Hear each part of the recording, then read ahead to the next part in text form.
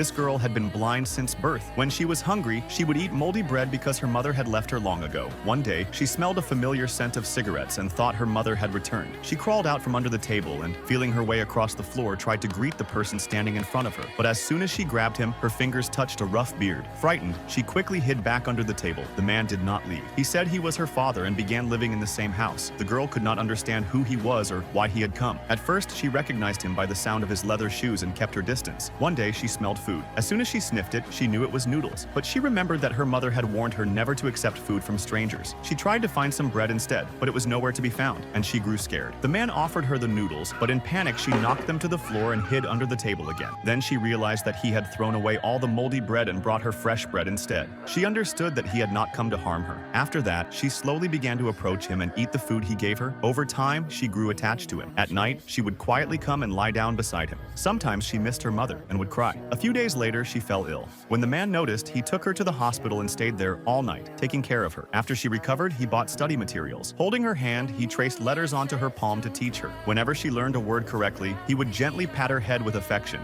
Soon, she had learned many words, and she traced "thank you" on his palm with her fingers. But this happiness did not last long. One day, some people came and said the house would be sealed because her mother's debt had not been paid. With no other option, the man took her to an orphanage. The girl felt extremely heavy-hearted. Before leaving, the man placed some bread in her hand. But suddenly, the familiar scent began to fade away. She panicked and moved forward, bumping into glass. She began hitting the glass, feeling that the man was standing outside. She did not want to be separated from him. Suddenly, the door opened. The man wiped away her tears. The girl held his hand and traced the word "Papa" on his palm. In that moment, the man truly became her father.